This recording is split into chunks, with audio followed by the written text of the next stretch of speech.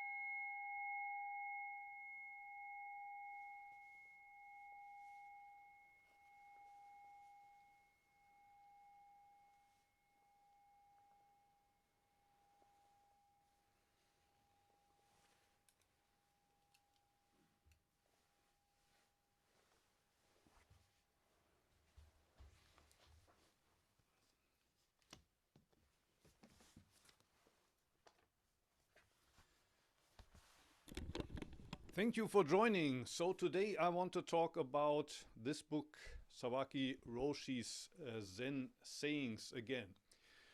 In the printed version, we are on page 33.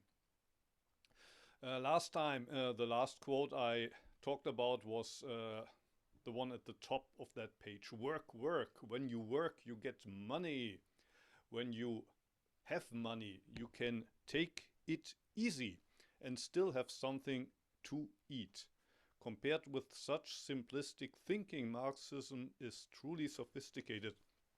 And I mentioned this story by a German writer called Heinrich Böll about a German tourist who visits a coastal town in Western Europe and sees a fisher who's taking a nap, and he tells him, why don't you go and fish a second time? And if you fish twice every day, eventually you can have other people work for you and you will have an easy life. And the fisher asks, what are you talking about? I'm already having an easy life. Anyway, I want to continue. The next couple of quotes, they are all kind of all in the same vein. The next quote, the humans of the world are so childish. And not only because they hang around in pinball arcades, so in Japanese pachinko parlors. Not only because they hang around in pinball arcades for much higher stakes, they play at victory or loss, butchering and being butchered. And here I think Sawaki Roshi is talking about war games. And of course you could say that also some financial speculation. Also, well, people are not literally butchered there, but also, well, people kill themselves about financial losses. So in a way, what's happening in the financial world is also a little bit like pachinko. Let's do one more. It's clear what you like. Having sex, wining and dining, and making yourself a career without having to make an effort. Running after what you like and running away from what you don't like is what is meant by wandering around in the impermanent world. So basically what in Buddhism would be transmigration in the world of delusion, in the world of suffering. Even a rat begins to run if you give him an electric shock. And basically we're not different from that rat or the hamster that's running in his wheel. Okay, maybe Xuan-san, if at this point you would like to translate, I will stop here. 我把老师刚才读的那两段简单的给大家翻译一下啊。就是我们上节课其实老师讲到了一个故事，就是一个德国的作家写了一个特别有名的故事，有一个人去一个小村庄旅游，看到一个钓鱼的人，他在湖边休息，然后就问那个钓鱼的人：“你为什么不去钓鱼呢？你在这儿休息。”然后那个钓鱼的那个人说：“啊，我已经完成了今天要钓的鱼了，我为什么还要继续？”然后那人说：“那你现在去努力，那你还可以钓更多的鱼，挣更多的钱呀。”然后他说：“那我挣更多的钱是为了什么呢？为了可以有一个，你可以雇佣工人帮你钓鱼，你就不用钓鱼了。那我雇佣完工人以后呢？”他说：“你就可以买一个大船，然后你就可以不用费力的有一个公司，然后呢，你就可以有很多的钱。”他说：“那我有很多的钱之后呢？你有很多钱之后，你就可以休息了，你就可以享乐了，你想干嘛干嘛，你就可以躺在这儿休息了。”然后那个钓鱼的人说：“那我现在已经躺在这儿休息了，我为什么还要花那么多时间、那么多金钱来做那些事情呢？”这就是上次老师讲的一个故事啊。然后今天老师顺着它往下继续，我们继续读后面的内容，就是后面讲到，就是这个世界上很多人呢，其实都非常的孩子气。我们就好像我们不仅好像我们，因为他们不只是，就是日本有一个特别有名的一个盘球的一个街机，就是赌博机。国内我不知道有没有啊，在日本特别流行一个，就是大家不仅是只围绕着这个赌博机都在玩儿，然后你好像下更高的赌注来，不管是赢还是输，好像你都是好像就是在被屠宰，或者是正在正在屠宰别人，就是我们一直玩一个游戏，好像你是在被屠宰还是正在被屠宰。然后后面一段呢写的是，特别清楚，其实我们喜欢的什么东西这是特别清楚的，比如说像性爱，像赢，像想你总是会想赢，或者是你对饮食吃的东西特别的着迷，特别的喜欢，或者是你想要有一个很成功的事业，但是又不想付出太多的努力，我们总是在追逐那些喜欢的，然后总是在逃避那些不喜欢的。这个就是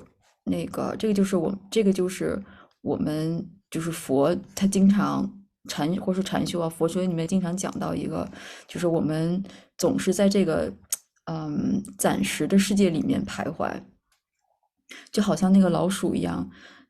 如果你给老鼠一个电击，就是如果你电击这个老鼠的话，它会一直开始往前跑。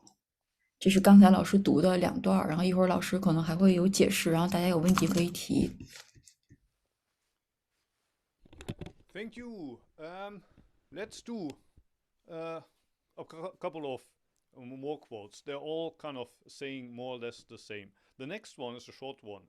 There are some who believe that they really know how to enjoy life, whereby their only pleasure in life is eating well. And the next one, we were taught in school to earn a lot of money. What we unfortunately were not taught is that money makes you drunk.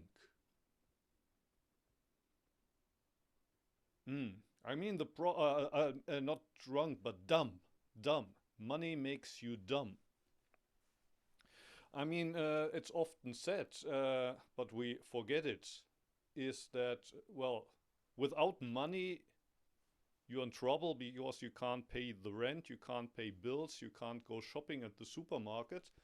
So if you really wouldn't have a penny in your pocket, that would be a problem. But if you have enough for the next 3 months to survive, um, of course it's good to have some savings, but the thing that's often said but we forget is at the end of the day you can't eat money. Um, it's only all the money that you have in the bank accounts. It's points, kind of points in the game, and you're proud maybe of those points, or they make you feel safe. But money can't replace the air that you're breathing right now. When you're thirsty, if you live in a country like Japan, you can buy juice when you have money, but money can't replace the water that you're drinking. So if we only live and work in order to get money, but forget that money is only a tool, uh, something that we need to pay the rent, to pay the bills, but nothing more than that. At the end of the day, there are more important things to life. And as Sawaki Roshi, I think, said elsewhere, you can also, even without money, if you become a monk as a beggar, you can still live. If you live in Japan and you stand on the street doing takuhatsu, formal begging, you will still make enough money to live for the day. And we forget that. So I think that's what he means here, that money makes you dumb. You think that earning money is a means in itself. And it's not. Or especially in America, I often hear people talk, for example, on TV or on YouTube, the net worth of this or that person. He has a net worth of 1 billion or 1 million. And it sounds funny because, at least in my time, and I think even today, nobody in Germany talks that way, nobody in Japan talks that way. The net worth of a human being, how can you measure that in money? But maybe Americans, when they talk that way, maybe they mean it ironically. But if it's not meant ironically, it would be a proof that money actually makes people dumb. Because how can be the worth of a human being measured in dollars? The worth of a human being can never be measured in dollars. But that's what we're actually educated to think sometimes. I'm worth more than you because I have more money than you. How can we be so stupid? But actually, we are. We are going into that direction where we think that the meaning or the worth of life can be measured in money. So I think that's what Sawaki Roshi, and he lived in the first half of the 20th century when it was still a little bit different, but it was already going in that direction. So I think that's what he means here when he says money makes you dumb, but nobody tells you that. Okay, so much from my side. After Xuan-san translates, you are welcome to ask questions or share whatever you want to share. 老师刚才其实就是对我们读的那个内容做了一个解释啊。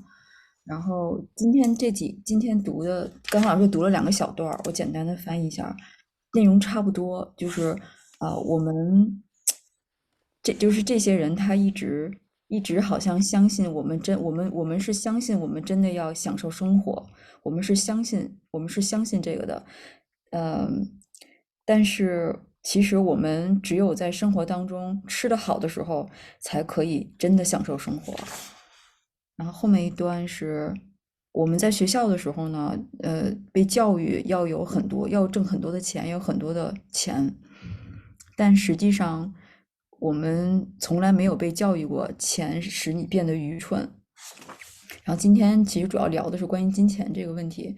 老师刚才说，当然没钱确实是个难题啊，你没有钱好像什么都没有，好像有了很多钱就是一件好事一样。但是我们总是会忘记，一天下来，这个我们所挣的钱是不可以吃的，钱不能够当做食物来吃。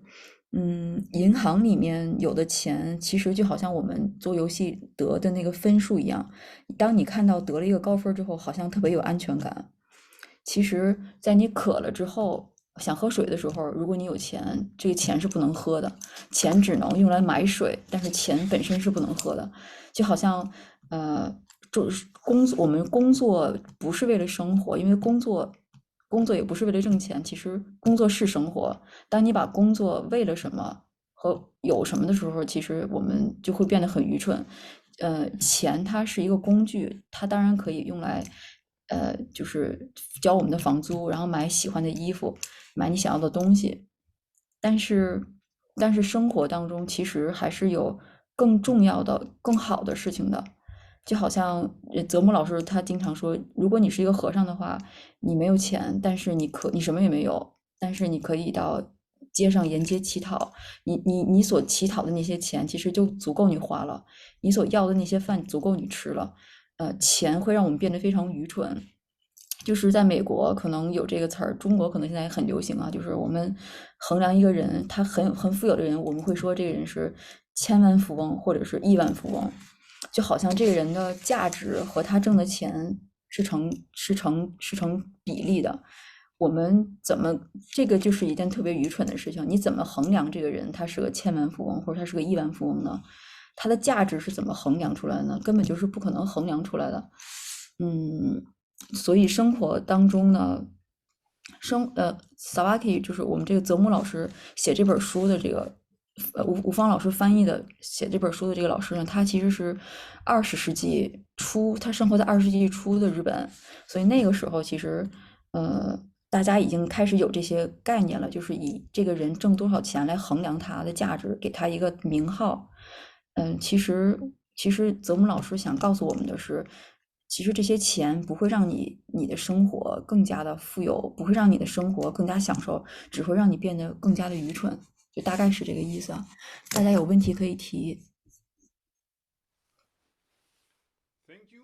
So, um, if you have questions or anything else that you would like to share, you're welcome to do so now.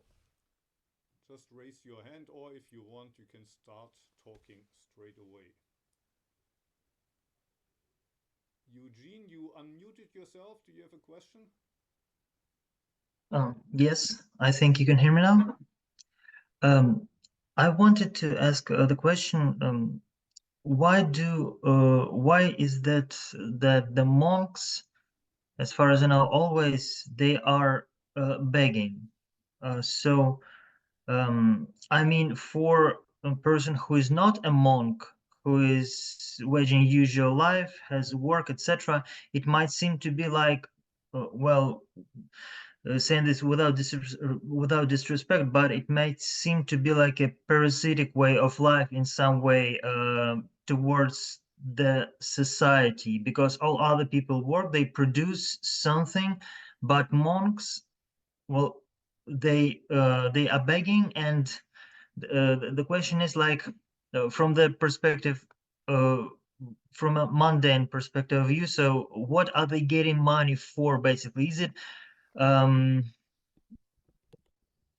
Mm, well, can you please explain me this very thing with the begging? Mm, Thank you. mm.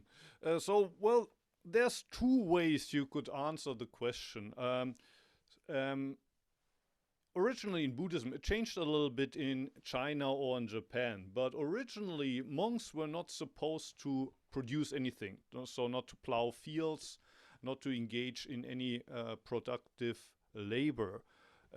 So they had no other way than to beg for food.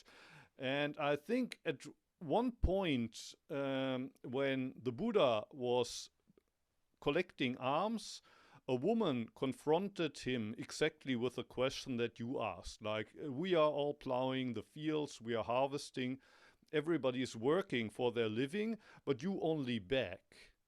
Aren't you a parasite? And I think the Buddha answered to this, well, you are plowing the rice fields, the vegetable fields, but I'm plowing the field of the mind. That's, I think, the metaphor he said. So you can take that in the sense that monks are also doing something. They are planting Dharma seeds. They are planting the Dharma field. They are kind of helping others.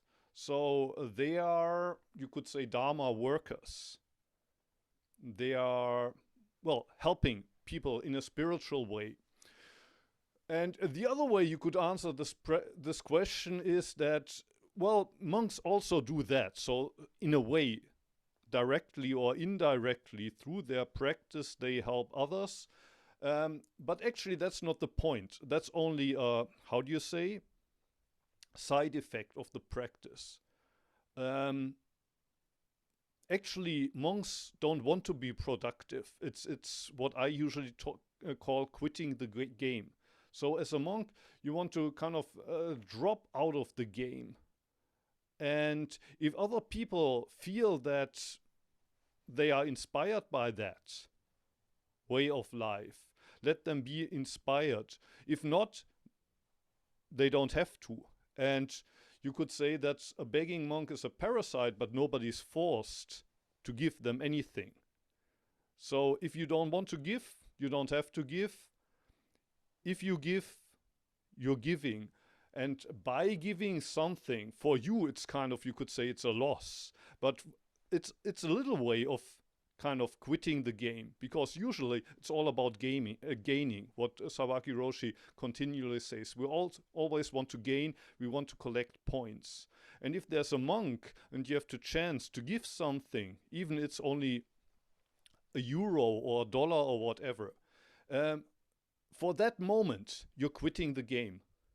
Because, or you're changing the game. That's a game changer. The moment you give somebody something, although you have no obligation. You have no obligation to give that monk something.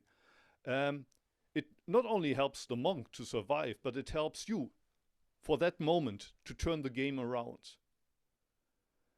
So I said there's two ways of answering. The one is kind of defensive. Oh, I'm also doing something because I'm spreading the Dharma. I'm doing something here. For example, in my case, I do this here every week, and people join. So I'm doing a little bit for the world.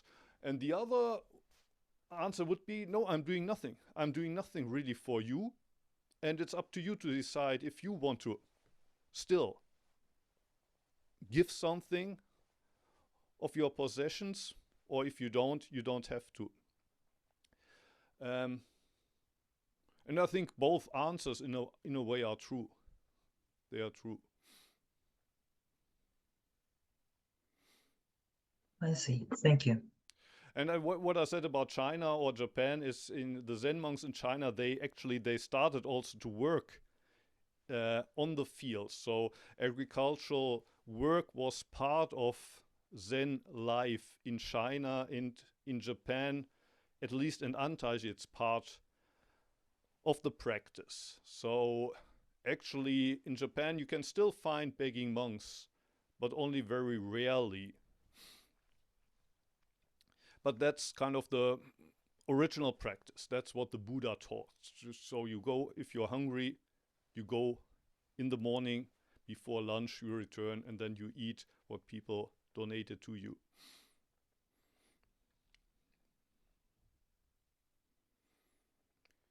Any other questions? Anything else you would like to share? Chris is raising his hand.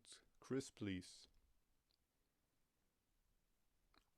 And Can you hear me? also. Yes, Chris first, please. Yeah, so that was a really interesting question, and I like your answer. And I think a lot of people know this, but I just wanted to point out in case people don't know, but the temple that you're from, Antaiji, they grow like almost all their own food, and they're almost totally self-sufficient, and they seriously practice Zen Buddhism. So I think that's interesting in contrast to that question. Thank you. Thank you. Joseph is also raising his hand. Just a couple of things I wanted to add on to that. So before Zen was my main practice, I was in Theravadan communities. Yes. And a fact that I was told is that the country in the world which gives per person the highest percentage of personal wealth each year to charity is Thailand, because each day there are monks going on an alms round. Each day people give something to them. So yes. I don't know how true exactly that statistic is, but it's a good demonstration, I think, of what you were saying, Ruha, about it being it's giving the opportunity for people who aren't monastics. Maybe we can't practice and study the Dharma full time, but then this is another way we can practice generosity. We can practice that virtue. So yeah, that's just something to add to the discussion. Yeah, and usually monks, if you give them something, they don't say thank you, because it's not regarded as something the person who gives does something for the person who receives, but it's a mutual giving and receiving. Or the person who gives receives at least just as much as the person that they give to, because, well, they're receiving this chance to change the game, to just for that single moment escape this pattern of I always need more, this pattern of I want to win more. Sawaki says money makes you dumb, and the moment you let go, that's a moment of wisdom. So that's why the monk doesn't say thank you, because actually giving somebody the opportunity to give, to make a donation, is also something that you're giving. Anything else that you would like to share?